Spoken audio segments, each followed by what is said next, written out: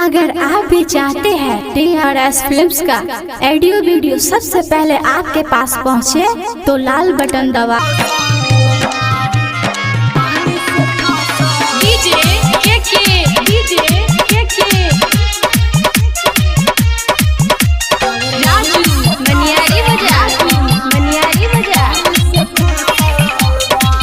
हम एंजला के पापा ये साथी कावर वाली से फसल बा।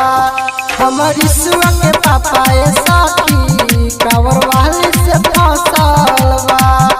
अरे संगे जाली उदे बघार हो, अरे संगे जाली उदे बघार 12 मास से फसल बा।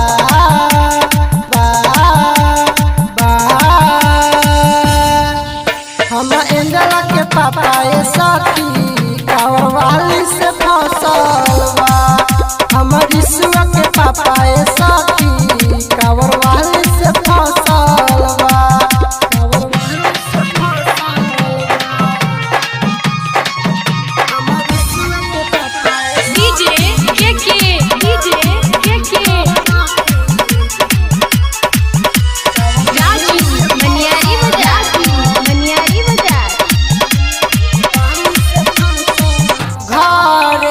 बगल में बारे ओकर घर हो। बिया मन फिर नियुता फेरे मन हो। घर के बगल में बारे ओकर घर हो। बिया मन फिर नियुता फेरे मन हो। अरे हमर से ज्यादा सैया हो, अरे हमर से ज्यादा सैया कावर वाली से नसल बा।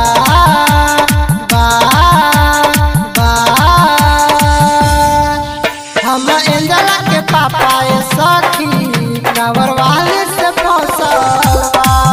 हमर ईसुआ के पापा ये सखी कावर वाली से फसल बा।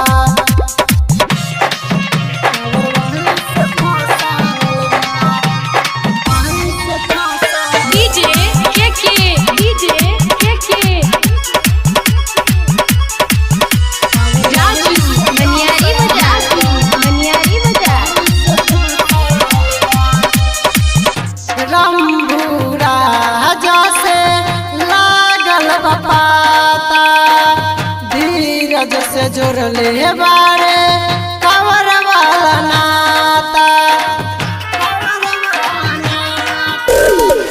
राइटर शोभन से लागल बपाता, सचिन से जुड़ले बारे कावर वाला नाता।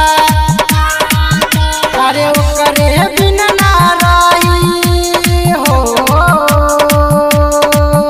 अरे ओकरे बिन ना रही रवि दीवाना के कहल बा।